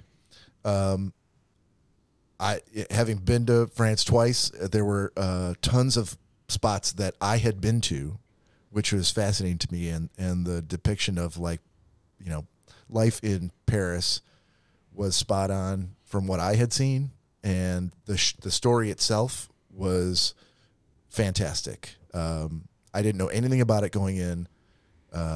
It was like every episode I have watched, I am all the way down to the very last episode of the 2nd part. So I've watched 9 episodes, and I will finish that tomorrow. How much structurally has changed since it's been so long since you've been there? Structurally? Yeah, in the city? Eiffel Tower's a little shorter. I mean, sank down a little bit. Notre Dame burned to the fucking ground, so there's that. Yeah. I mean, were there things that you noticed like, oh, this wasn't like this in the 60s, like when I was there? So anyway, I love the show. Highly recommend it. The best part about it is it's not a whodunit as much as it's like a caper type of a plot. But because it's 45 minutes long, I started timing it out by clockwork that at the 30-minute mark on every episode is where they have the twist. And at the 30-minute mark out of 45 in every episode was the part where I was like, oh, you motherfucker. I can't believe you fucking pulled it off. And that's where they kind of explain how he got out of a jam or how he engineered this to work. And you're like, oh, and I just found a smile kind of wash over my face. And I'm like, this is really well done. You are welcome. See it coming. I don't know if you felt the same way. Oh, I loved it. Yeah, Cory didn't like it. Loved it. And I also thought the dubbing was fine. Like, it was fine for me. Yeah, if you want to try the dubbing, I mean, Cory obviously hated it, but it was. I mean, I hate subtitles too, so it's kind of a catch-22 for me. I didn't think you like subtitles. So yeah, either way, I think Nick was kind of screwed on that review when I'm giving it. I hate French and I hate to read. So Lupin on Netflix. And I hate when audio doesn't line up with lips. Oh, it lined up with it. It was just That's obnoxious. The people Like, it didn't line up with lips. But those are people who haven't watched a lot of kung fu movies. Am I right? Because otherwise, you'd be used to that shit. Yeah, that's all. Anyway, a solid pick, dude. I really appreciate you assigning that to me with so much thought and care. No problem. You hit the spot. It was one of the best things I've been assigned. I was super. I couldn't put it down. I'm like, I got to start another episode. So I'll finish that shit tomorrow. I appreciate you telling me that you couldn't put it down, and I hit the spot. Yeah, just like this past weekend, buddy. Oh, I see. We could joke about that shit last weekend, but not this weekend. I get it. All right, so new assignments for next week. I have drawn Nick. Todd, you have me. Cory got Todd. Greg has Cory, and Nick has Greg. Everybody got that? Another Indian movie. I think so. You're going to like it. Dances with Wolves Part 2. Greg doesn't come to the podcast anymore. All right, I'm gonna go first because I have the easiest job in the world. Nick Bader. Yes. You want to give me a genre? Doesn't matter. Doesn't matter? I know. I said, does it matter? Does it matter? Yeah, dude. I have like 45 different things on your list. I haven't seen 45. Dunk on you many ways. Let me see what you were recently. So you had to watch Snowden, and then The Omen, and then American Sniper, Ganglands, Rushmore was the last one I gave you. Okay. Give me. You got any spaghetti westerns? Oh fuck yeah, dude! I got you a spaghetti western. I got you covered. The Man Who Shot Liberty Valance. Okay, that's what you got. It is technically not a spaghetti western, but it is. Oh, wonderful! It is as just what I asked for. I've assigned you 4 spaghetti westerns. That's why There's I only said so I'm many like, of does it them. Matter? Like, no, it's not. But you know what you would like? Thanks, Dad. This isn't a screen quality Chewbacca mask. Oh, well played, Cory. Well played. All right, who wants to go next? I got Todd. There you go. Todd, this one was made for you, buddy. Tough Guy on Tubi. Okay. And you'll see why it was made for you. All right. It's all about strippers, I assume. I like the fact that you didn't even ask. Have you seen? Well, it's on Tubi. Dude, you're not in the Tubi tax bracket, Todd. It's actually it's been on plenty of other stuff, but Tubi's the only where you can stream it for free right now. See what I mean? Todd shit's got to be like premium membership. All right, Todd, go on Amazon, buy the fucking movie. No, I think I can click on Xfinity has. Dude, Tubi's a free app. Just download it. Yeah. See what I mean? It's free, but he's going to pay for another whole subscription to a streaming service and a provider just to get Tubi. Now I got to go get Xfinity. Now I got to have a new dish put in the house. Have them come to the house, install Xfinity. But oh well, I'll see Tough Guy. I'll see it. I'll make it happen. All right, Todd, you got me. I do. I haven't done this before, Bob, but based on the review tonight. I'm gonna re-give Titans for you. You mean Titans? That's what I said. No. Tittans. I got it. All right. All right. Greg, you got Cory. Have you seen Enemy at the Gates? No. There you go. Netflix? Hulu. All right. Enemy at the Gates. Nick, you got Greg. Here we fucking go. So I have a couple. There's probably gonna be a lot of stuff you've seen, but have you seen The Rain yet? The what? The Rain. The Rain. Yeah. Nope. That's the TV, the thing on Netflix. You assigned that to me once. With The Rain. Did I? No, not that I know. Not that I've recorded. It is on Netflix. RAIN. It's REIGN, dude. There's 2 ways to spell rain. Yeah, I get that. But no, man. I think I'm trying to help him out. I'm sorry. I know. I'm sorry. There's some freaking kind of like unwashed masses. What do you think? It's the. I know. Some people go to a bunker. Yeah. Yep. Okay. The He told me. T-H-E. He told me to watch. Have you seen Dark? Dark. I don't think so. No. I'm writing it down. Dark. Hey? Hey. It's the Harry. The. This time I'm actually trying to think of things you might like. Thanks, buddy. Yeah, we'll see, but it's a Don't slippery think it slope. just yet. It's a slippery slope. One strike already. Oh, I've had so many strikes. I should have been out a long time ago. I feel like wouldn't it be awesome if there was like a room like at a college dorm where they were listening to the podcast or they were watching us on YouTube, and every time I got to the part where Nick has to assign something, they were like, "Okay, if Just got to start drinking until How many times if he before? signs dark, you got to do a drink. If he signs the rain, we're all doing shots." it is a good drinking game. Yeah. I'll tell you, I loved the rain and I love dark. I do. Have I assigned it to everyone? Yeah. Yes. Yes, you have. Didn't you guys like it? I liked them both. Yeah. I finished Rain, and so yeah. Yeah. It was interesting. I thought it was completely different than anything I had seen before. So is it? Are we going with dark? No, Yeah. yeah, dark. Yeah. Dark is Okay, what, all right. yeah, I just double he checked. saw the rain. Oh, okay. I've seen so many movies. Sometimes I had to look at it to make Cory, sure. have you I seen hadn't Dark? it. I gave you Dark. Yeah, you did. And I feel like you didn't like either of those. No, the rain was all right. The only issue again was to me was the dubbing. And those are both. Yeah, I think one's from Dark, like the Netherlands, one's from Germany. yeah, dark. I know you assigned it to me, and Kind of in the dark. yeah, a little still in the dark A on little that foggy. one. Yeah, I can't remember the. Was that during your COVID times? No, because I wasn't on the podcast then. Yeah, you were. Barely. Yeah, you were 15 pounds lighter, but you were on the show. You were a shadow of your former thanks. self. Yeah. Eh. You were gangly. You had a very long beard. Yeah, it was like Castaway. Yeah, And you I had a volleyball. You gained the weight back in like 5 more days. So it was, Thank it was you. amazing. Appreciate that. Well, that's the Cory we know and love. Anyways, Wow. Okay. So, all right. So I think we're good then. We are good with all of that. Nick Bader, I'm going to count on you to save the podcast collective bacon here. I don't know what that means. Shit. I told you.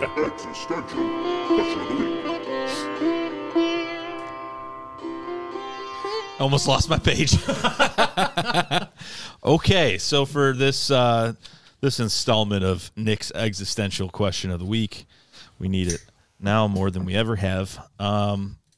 It's going to be, if you could choose from what you own right now, in your arsenal of clothing, of what you are going to be buried in when you die, what would you choose and why? well, No follow-up questions. I'll go. I'm going to grab a beer. I know there's going to be conversation. I can make this very easy. Can you repeat the question? No! In exactly what I'm wearing right now: t-shirt, Cory, shorts, and stop. dude. Oh, you asked the question. I'm giving you an answer. But I thought that, don't you normally have, and I'm not, you obviously can choose whatever you can choose, but I feel like certain things fall under the easy Oscoda. I would live in Oscoda. My heaven is Oscoda.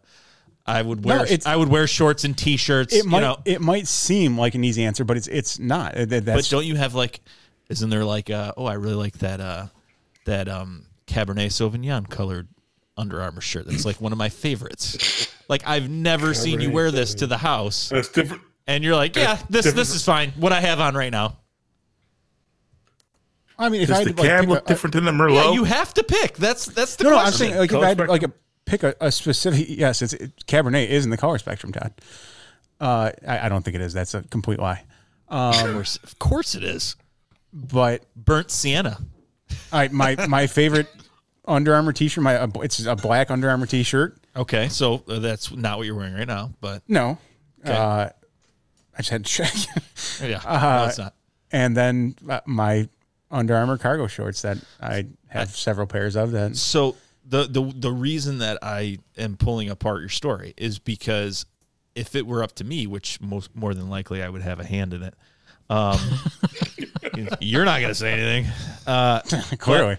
I would think that the dude sweater would be involved. Oh. Wow, I hadn't thought of that. Yeah, I would think that this would be something. Neither have I. If it were up to me, I would say Good call, buddy. the happiest I've ever seen him is when he's in his dude shorts, the dude sweater, put his sunglasses on in the coffin. Like, that's what he would have wanted. Oh, you're in charge of my funeral, so.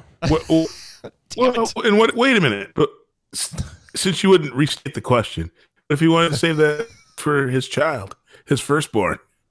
Cory hates kids. So he might not wear that Yeah, sweater. no, that's coming with me, Todd. Yeah, Cory hates kids. So doesn't matter. In that circumstance, you have a great point, Todd.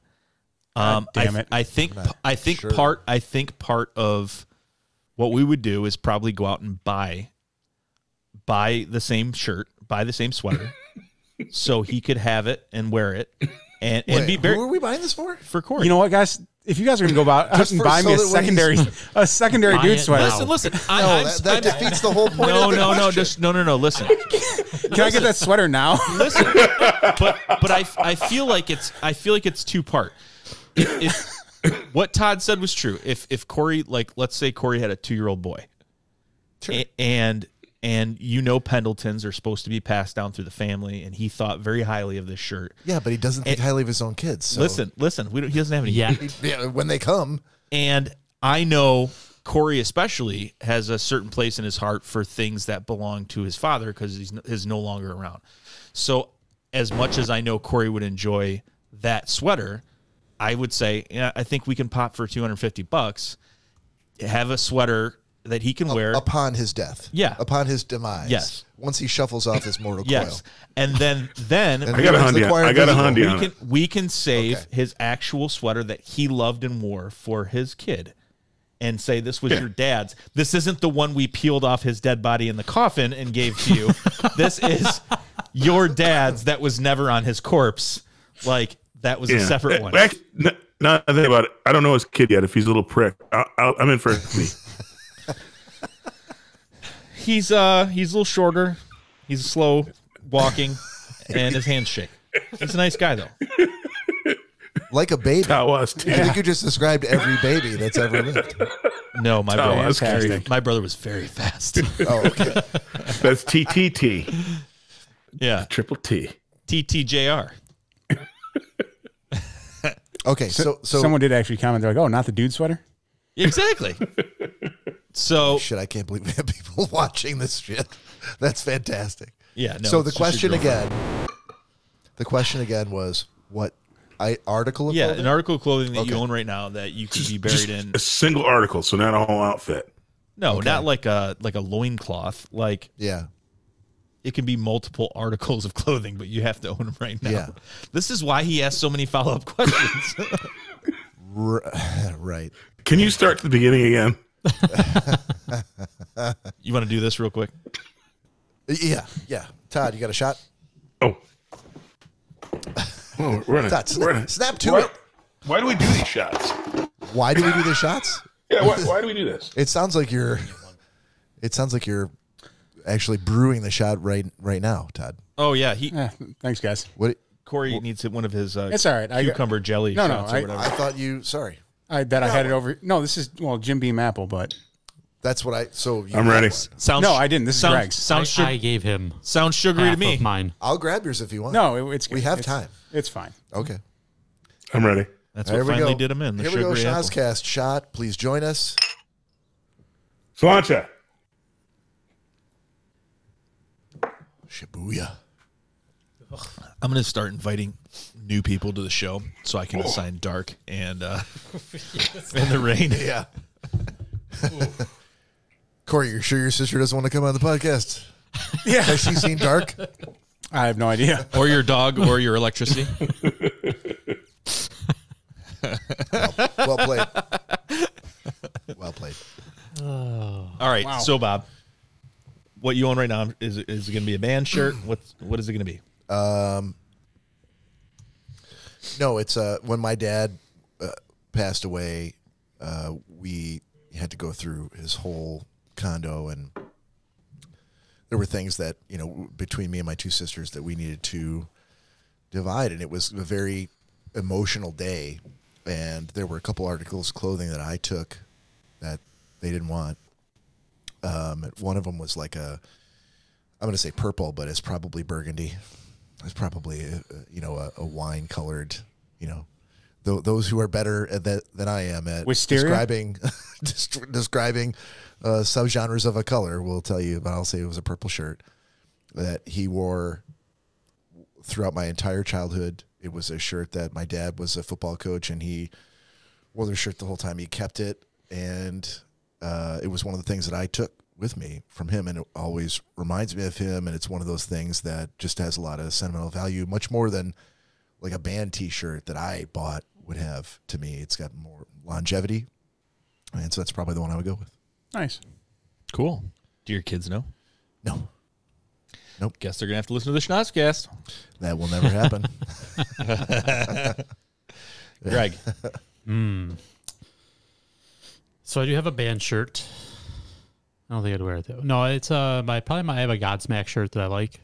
This is a shirt you're going to get buried in. I know. Okay. He heard the question. I heard it. I heard. Just want to make sure we didn't lose track of the original question. Nope. Gotcha. Probably some basketball shorts that I have at home. Well, you're going for the full outfit. I'm gonna throw a little curveball in there too. I actually have it's an orange tie that I got when my buddy's dad. I was at a wedding. Yeah. With some friends. Mm-hmm. My buddy's dad had this orange tie, and I like orange, black and orange. I like that color. So, did you go to Dearborn High? Did you go to Dearborn High? No. Okay. So I was like, no. I was like, hey, I need that tie, and he gave it to me. Passed away a couple years. Do people after just that. give you ties when you say I need that tie? They just go, oh, here. My buddy's dad does. Okay. He's a big guy. Did you also tell me you needed $300? He would have gave it to me. Damn it. What's his name? Do I know him? No. Can you introduce me?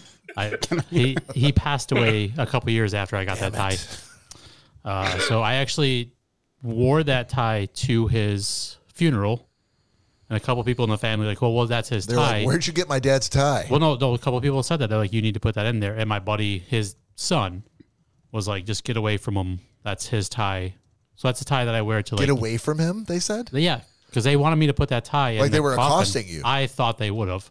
Wow. There you go. This seems like another whole story that I want to revisit in a little more detail. The way you were accosted at a funeral. It wasn't. By people who thought you had accosted, stolen the dead man's No, clothing. they knew it was his. You guys see that over there? It's tie. But anyways, it's the tie that I wear to like anytime I go to a wedding. You wear this orange tie? I do. It just reminds me of him. He was an awesome person. Like Okay. He was that's like very sweet. So like a family event.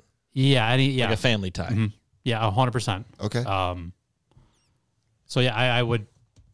It always makes me think of him. I got a lot of stories about him. Like he was. So a Godsmack shirt and an orange tie. Hell yeah. And basketball Black and shorts. orange. Shorts. Yep. All black and orange. Shorts. Yeah. And a pair of flip flops, just because I want to be comfortable. Corey, do you want to change your answer to cover the entire outfit? I mean, I pretty much did, except for the minus the dude sweater and Yeah, he's not going to have a choice. We're doing it. So, Okay. All right. Fair enough. Todd, how about you, buddy? Since it's one garment, my Tommy John. It's not one garment. Well, no. If it's a one piece, it was one article of clothing. One article I of clothing. mean, an outfit, I would say. Not an article like your fucking boxer briefs.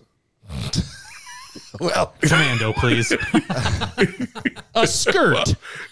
So okay, that's why you need to let me ask my clarifying questions. Ask a clarifying question. Exactly. He's just doing this. Okay. It's just Todd being Todd. That's fair. It's not. It is not so what fair. Steve Harvey suit are you picking, buddy? I do know that. If it's so, since it's more than just my Tommy Johns, then it's going to be. I actually have a really, really, really cool suit that I had made in Thailand. That is, it's like not quite navy blue, but it's. I got a suit that. is it indigo? That is not a funny question. Too dark. No, it's not that dark, but it's also not even close to light blue. Is it periwinkle? And indigo is actually lighter than navy. What is the shade you get when you do 2 stitches of navy and 1 stitch of black? It's that. Black? 1 stitch of black? Yes. Yep. Indigo. I think that's indigo. Nico's got purple. All becomes seamstress. That's why people tune in our podcast, because we dive deep into the subcolor genres. No, and to give you the exact. Todd, do you somehow think that we are like seamstress from the 1900s? Like when you do 13 stitches of black, 3 of blue, 1 green. Alternating. Wait, hold on. Did you say 3 blue, 1 green, or 1 green, 3 blue? Because that's a totally different color, Nick. What are we doing that's here? That's a lilac heather. Right? The only reason I even give my input on this too is because I went and got fitted for my suit today. So we had to color your funerary suit. The wedding nuptial suit. Yeah, which don't let me forget. Is it a suit or a tux? When are you getting married? Next month? Did you be either 10 pounds fatter or 20 pounds lighter? The one night that we don't have the countdown here. I want to just put just a quick hold on the question to focus on you. So you got a suit and not a tux. Yeah, there's. Are we wearing suits? Yeah, flip flops don't go with a tux. Flip flops go with anything. I have cards in the car. Cory doesn't give a fuck what you wear the flip flops with. You can wear flip flops. That's fine. I thought you were making us wear flip flops. Well, the Hey Dude shoe. Well, that's sure. Is it a zoot suit? Thing. Yeah, it's a suit. Okay. So I went and got fitted Things and got purchased very it today. real. So when you went to purchase it, I'm really sorry to derail. At Oshkosh Bagosh. Did they say, okay, you said, well, I'm getting married and I'm here to pick out what I'm going to wear. Oh, certainly, sir. Let's go look at some tuxes. Did you have to go like, oh, no, not tuxes. I want a suit. Yeah, they give you there was a whole lineup of tuxedos on one side, and then like what they deem wedding suits on the other side. Wedding suit.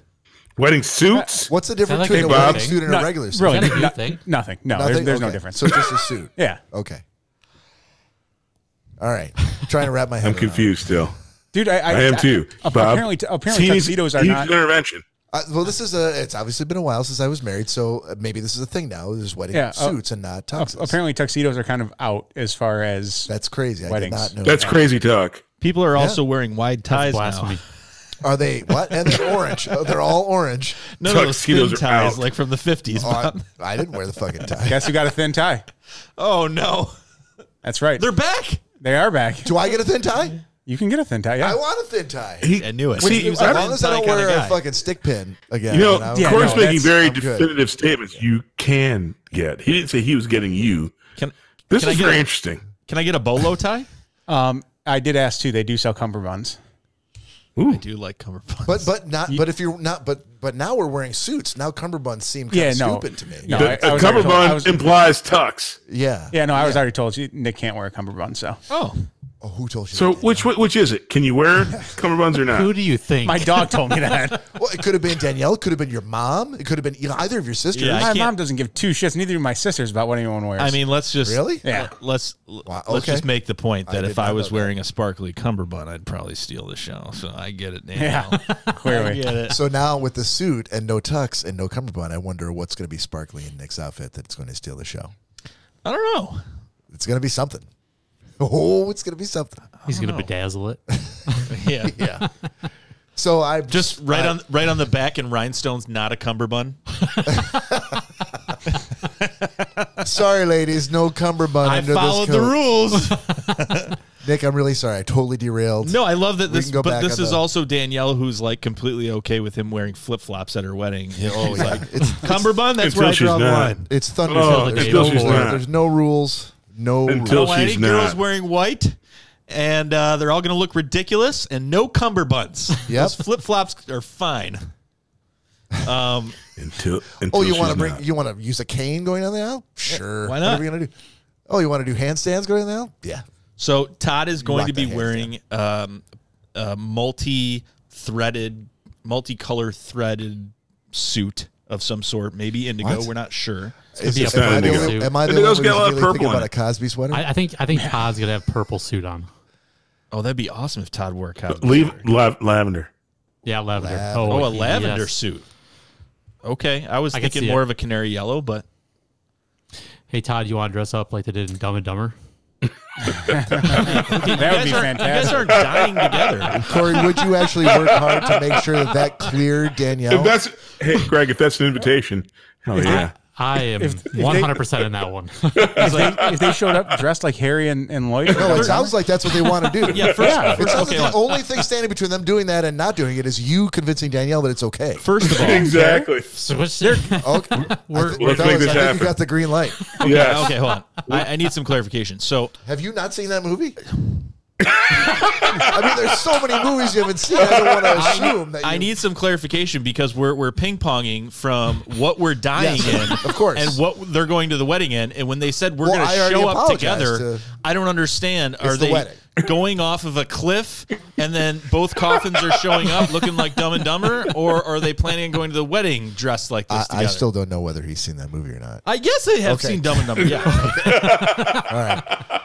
So we I know. don't believe it. So we know what Todd's going to wear. No. I don't know. We've heard I keep trying to go back to it. No, and go you keep ahead. going back to the wedding. I said I Yeah, so apologize Todd- for bringing it up. So Yes. it's multicolor threaded black, blue something suit, right? Indigo. It is. think It is we my can- favorite. Just simple terms. My Tommy John, boxer brief, mid rise, and my really Why nice are you blue suit. telling us Rise? why are you telling us your underwear? Yeah, I don't understand. Because the original question was an article, and then you defeated that, and I said, "I Thanks kinda for see where planting you're that coming into from. all of our heads, by the way. Thank you for that. Those are the best underwears. I tell you that what. ever gets. Todd, if you die before me, which there's a strong possibility, I'm getting you the oldest pair of tighty whities I can find, and I will slip a couple of your $100 bills to the fucking caretaker, and He I'll won't be miss like, "Listen, put him in these. I don't care if we don't see him because it's going to be under this beautiful suit, but I'm going to check the waistband. You better fucking put him in this shit." Yeah. hey, does that guy have is he elbow deep in Todd's pants in the casket? Dude, and I'm going to have Look away. I'm gonna have some Look fucking away. some rubber gloves with your Tommy Johns, and we're all gonna burn them in the parking lot. The rubber gloves. Oh, we're gonna burn those too for sure. It's gonna be like a rubber What did I fire. do out to there. you, man? Wow. Oh man, what did I do to you? You implanted that image of you and your Tommy Johns in my head. They make a really comfortable brief. Boxer Yeah. brief. I don't like thinking of corpses Mid-rise. in briefs. Yeah, but it's almost Christmas time. He's trying to fish for presents But right it's now. almost Christmas time. He's trying to fish for presents, man. Exactly. God, They breathe. And they're really, really gentle on babe. your. Oh, that's wonderful. I don't know. on I your- can't. on your They're nuts. gentle on your gentlest parts. I can't Tommy follow John. that up. I can't follow. Mid-rise brief. How could you? Boxer I brief. can't. I can't. We're gonna have to move to pick of the week, I think. Okay. Corey, you gotta. I have no music for this, so pull up that graphic. I got it. All right, sir. Okay, so every episode we try to do pick of the week. Do we ever get to it? Not every time, but here we go. This is anything that we've used, anything that we've seen, experienced, eaten, read, watched, something that we stand behind and we want to share with you. So for this week, my pick of the week is the book I just finished, which is called The Smartest Book in the World by Greg Proops. Greg Proops is a stand-up comedian. He's been on he's on Whose Line Is It Anyway? I think he tours with them, and he's very well read, and he's a huge baseball fan. So he does a podcast called The Smartest Man in the World, and he's written a book called The Smartest Book in the World. In it, he takes on a lot of baseball, art, poetry, music, film, and all those things. And he has a deep bench and a wide knowledge on a variety of all of these things. So it was a really good read. He's a funny dude. So if you're looking for something at the bookstore or out on fucking Kindle or Amazon, Smartest Book in the World, Greg Proops. Highly recommend. Todd Dillon, do you Yes, happen sir. to have a pick of the week? You know, I do. But I don't know if Tommy Johnson. If I asked you in a much more in a slower cadence, would that give you the time to locate what it is you're looking for? Well, when I think about things, at the end of the day, yeah. Well, I'm not allowed to say that anymore. I said it for you.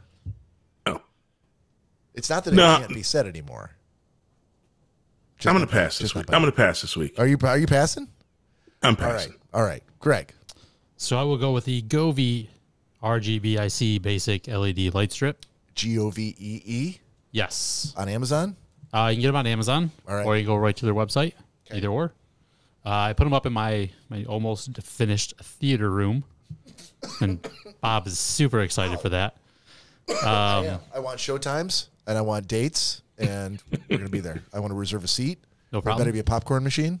So no popcorn machine. Can I bring my own Raisinets? I actually will have Raisinets there. Are you I love Raisinets. No, I just like good. Raisinets. All right. Hand-dipped. Yes. Well, I wanted to know what I was in for. Yeah. Hand dipped. Yes. Each single one. Oh, God, it takes so much work. They're so good. One pack of Raisinets takes loving care. Week and a half. Yeah. I put them up so the way that I have it set up is actually it's either Bluetooth through your phone or there's a little touchpad. But the way I have it synced up is anytime something, let's say loud music, sort of the movie that I watch when the horses go running down the hill. The movie you hated, right? Yep. The lights will go around around the room above and just kind of brightens it up and gives a little ambiance. That's cool. Okay. Bob's so hard right now. Yeah. But if you're using them for, your room or something like that, each individual track you can set to a different color.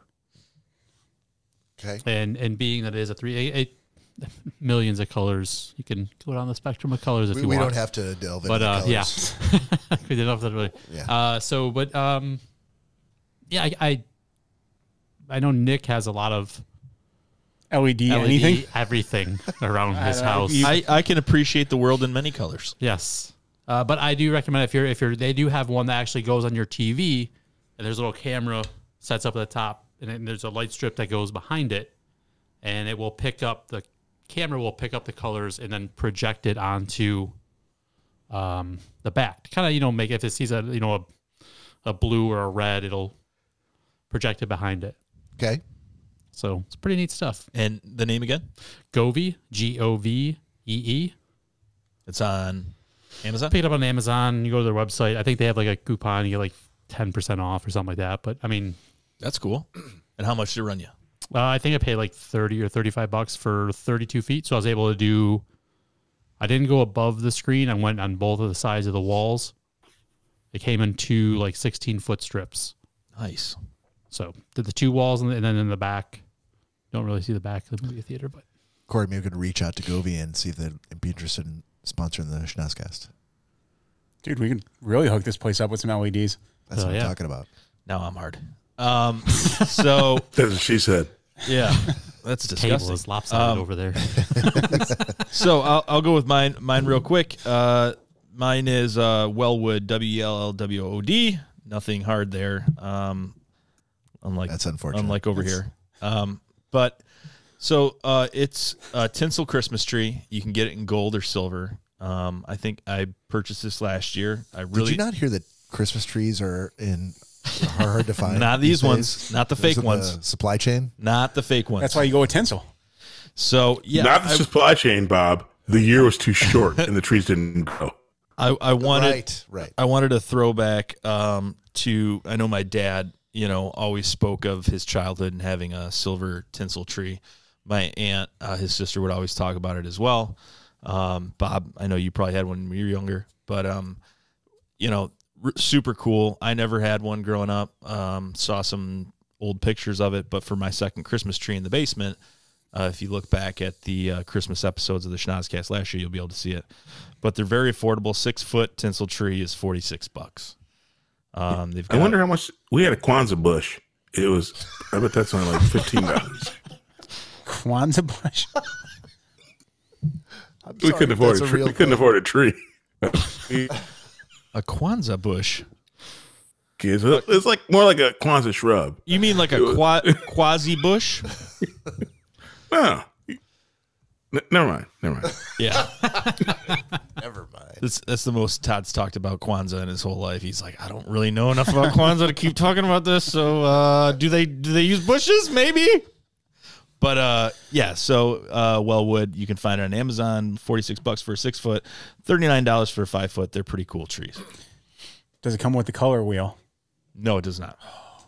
No, I bought hold on. I see where you're going with this, and I really love it. Is there anything that maybe like a couple of bucks more to give you the color wheel? Yeah, there's the people I vote bought for the couple bucks more to get the color people wheel. also bought this with this, and for the color wheel, is it like double the price, or is it only like maybe 10 to I bucks more? haven't looked it up, but I'll tell you right now.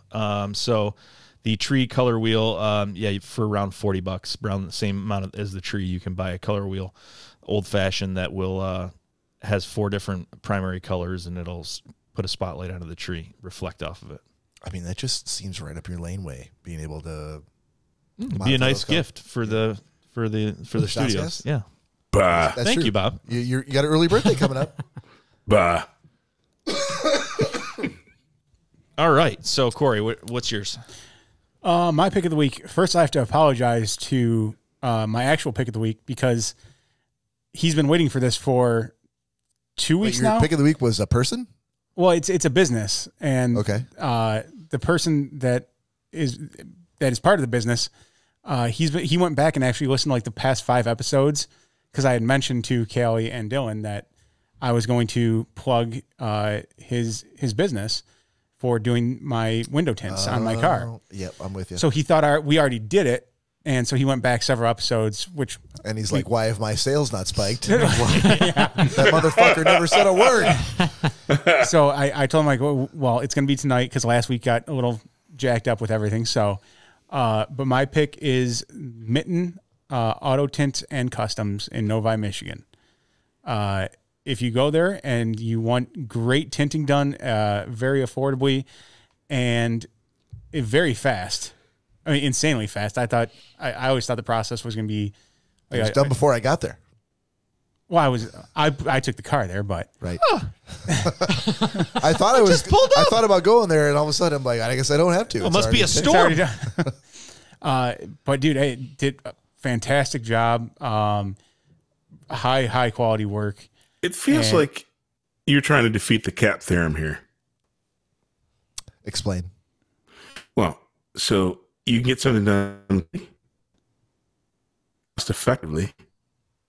Yeah, that's not working out the way I thought it would. No, that's a great point, Todd. If you could email your explanation to schnozzcast@gmail.com, we'll read it over the air next week. But for now, Corey, I'm just saying. continue. Great privately owned business, not a huge chain corporation. Everyone there loves what they do, and they love their the work they do, and they take pride in it. So anything that's messed up, or even weeks or months later you see an issue, you take it right back to them. They fix it. No questions asked. And I know with a lot of customs like that, a lot of places will just put out the product and be like, well, sorry, if you need to bring it back, it's going to cost you extra money. They stand behind what they do, and they are great at it. And he's done all of our cars and basically my entire family. They've actually had some very high profile jobs with a lot of big celebrities and big personalities out there. As far as like even doing car wrapping, they can change the entire color of your car. If you want it a matte army green, they are able to do that and to make it look like it's the actual paint on the car. So if you're looking to get any of that sort of work done, go into Mitten Auto Tint and Customs and ask for Dylan. Maybe they'll be able to hook you up. No guarantees on that. Just so you know, Dylan, I'm helping you out there. I don't know if they'll give you a price break or not. I just picture somebody sitting there in the home offices at Mitten going, did he just say no questions asked? I can't even ask a question and they come in? Fuck. Damn it, what Corey. have you done to us, Corey? No questions? Yeah, you got to do it for free. I must be able to. Mitten Auto Tints and Someone Customs at the window tint just your be car like, for clarify free. question at that. No, can't ask that question. So when Uncle I Mike heard on the Schnozzcast. when Uncle Mike shows up and wants the Union Jack plastered all over his entire van, and he's like, no questions asked. They'll do it. I heard it on the Schnozzcast. Yeah. They will do it. I was told this was going to be pro bono. Yeah, so he And took then there'd be some sort of a boner joke, I'm sure. Probably, yeah. something very inappropriate. Yeah. We took my car up to the shop one night, and actually my car and Danielle's car, he finished both of them in a matter of a half hour. Perhaps Mitten would like to sponsor the Schnozzcast. We can talk to him about it. Now that I was finally able to plug him, because like I said, I've been telling him in the past like 3 episodes that it was going to be coming up, and Now that you've actually come through and done what you said we were going to do well, 2 weeks ago. the first one we didn't do pick of the week, Yeah. and then it was an afterthought. And I'm like, we didn't do pick of the week. Right. Last week we weren't live, and I'm like, I'm not going to do it over not we a were live just podcast. trying to get through. Yeah, right. we were trying to make introductions. it through. Yeah, You and Danielle got your cars tinted? yeah. Did you guys have some kind of cataract surgery we don't know about? Or? No. Okay. It feels like my earlier attempt at humor is going to be totally deleted from this podcast. Probably, but that was crystal clear. That was crystal clear what you just said. So. Cory and Danielle show up in their blue blockers. Oh, man, you don't know how grateful we are to get all this tint finally. We can finally take these off. All right, ladies and gentlemen, thank you for tuning in. That is the end of 148. So please tune in next week for, this is 149. Next week's going to be 150. Landmark episode. So on behalf of the Schnozzcast, this is Bob with Nick and Cory and Todd and special guest Greg Gumtow saying good night. See you next week.